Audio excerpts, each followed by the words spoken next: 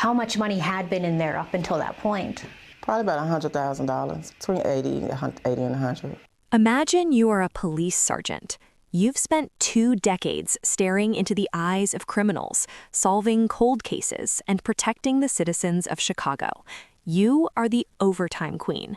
You've traded your sleep, your weekends, and your sanity for 18 years to save one thing: $100,000. I was the overtime queen at work, so all my overtime money went into my savings for my family. You've traded your sleep, your weekends, and your sanity for 18 years to save one thing: $100,000. You didn't trust hackers. You didn't trust apps. You didn't even trust debit cards. You kept your life savings in a locked vault at Chase Bank, believing that the only way to touch that money was to walk into the branch with your ID in hand. But while you were out patrolling the streets, a ghost was walking into your bank every single day. This ghost didn't have a gun. They didn't have your PIN. They didn't even have your signature. Yet the bank tellers smiled and handed them your money over and over again until your account was a hollow shell. Today, we uncover the most terrifying banking loophole in modern history. The story of Courtney White isn't just about a robbery. It's about a legal death trap hidden in your bank's fine print that says, if we lose your money and you don't tell us fast enough, it's your fault. Welcome to the Fraud Bureau. NBC5 responds, when was the last time you checked the balance of your savings account? If you haven't looked for a while, your bank may not have your back if there's fraud on your account. To understand the weight of this loss, we have to understand where that money came from. Courtney White wasn't born with a silver spoon. Every dollar in her Chase account was earned through sweat and sacrifice. Explain Courtney's strategy. She intentionally opted out of the digital age.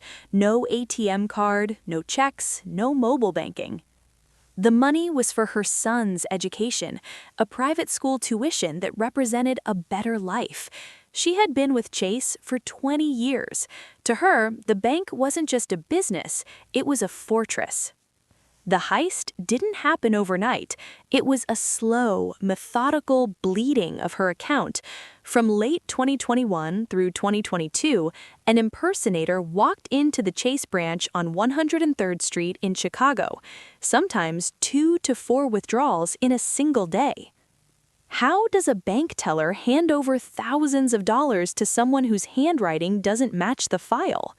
Because Courtney didn't use an app, she didn't get push notifications. She relied on the bank's internal security to flag unusual activity. It never happened. When Courtney finally discovered the fraud in September 2022, she did everything right. She filed a police report. She went to the bank. She filed fraud claims. But Chase sent her a letter that felt like a second robbery. Explain the Electronic Fund Transfer Act. While it protects consumers, it has strict reporting windows. Chase claimed that because the fraud appeared on her monthly statements and she didn't report it within 30 days of those statements being issued, they were no longer liable. If the bank fails to verify a signature, does the digital 30-day rule still apply? Chase said yes. The Fraud Bureau decided to dig deeper. Was this branch just unlucky, or was there something darker happening inside? Interview snippets of other customers who suffered unauthorized withdrawals at the same location. Reports of robberies and scams happening inside the lobby. Why did Chase refuse to show Courtney the surveillance footage of the person who stole her life? They cited privacy policy protecting the criminal's identity over the victim's rights. The consequence of this technicality was devastating. Courtney had to pull her son out of private school. Her 18 years of overtime vanished into the bank's profit margins. Treat your bank statement like a bill. If you don't check it every 30 days, you are essentially signing away your right to your money.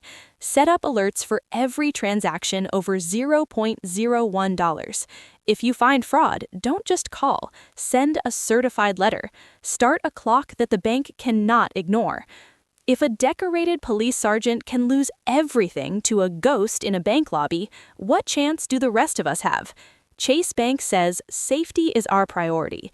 Courtney White's empty bank account says otherwise.